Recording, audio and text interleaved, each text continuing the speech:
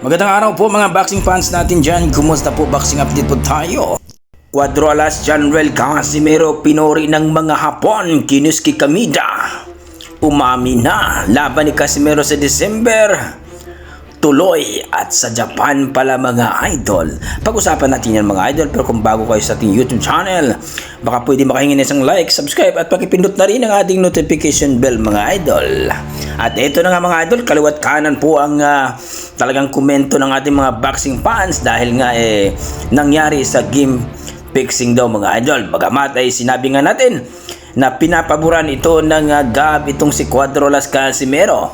Dahil nakita daw nila ang laban ni Casimero at talaga siya po ang napaka-agresibo sa laban. Paano daw ang magbinta ng laban na nakikita nila na talagang prosigido itong si Casimero na manalo. Pero ang kalaban ay talagang marathon po ang kanyang laban.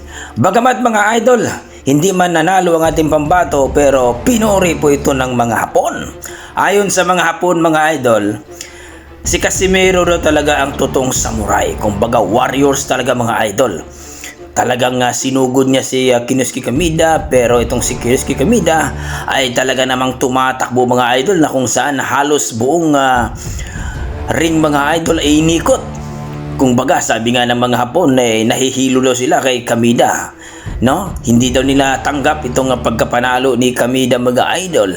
Kaya mas pinori nila itong si Casimero mga idol dahil siya daw talaga ang totoong samurai. Kung baga, warriors mga idol. Halimaw, monster. Dahil hindi natatakot kahit malaki itong si Kinuski Kamida. Kaya proud daw ang mga Hapon mga idol kay Casimero. Pero dito kay Kamida, nanalo pero walang kwenta daw. Well mga idol, talagang maganda naman talagang ginawa ni Casimero, kaso lang talagang tumatakbo itong si Kamida. Wala tayong magawa dyan mga idol. Pero dito mga idol, laban ni Casimero sa December, tiba-tiba na naman mga idol. Sa bansang Japan pala, ibagsak daw itong si Casimero. Kung baga itong si Casimero ay magpapakitang gilas uli sa bansang Japan mga idol.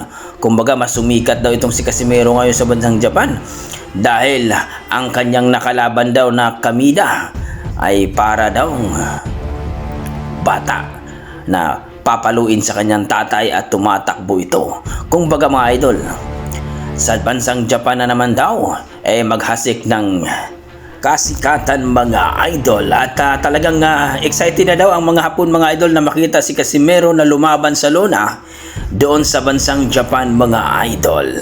Bagamat hindi pa naman sinabi ng kanyang promoter no, sa team Casimero kung sino mga kalaban, pero excited na ang ating mga boxing fans mga idol dito sa laban ni Casimero sa December. Remember, December daw ang kanilang sinasabi mga idol, kaya paldo-paldo na naman daw.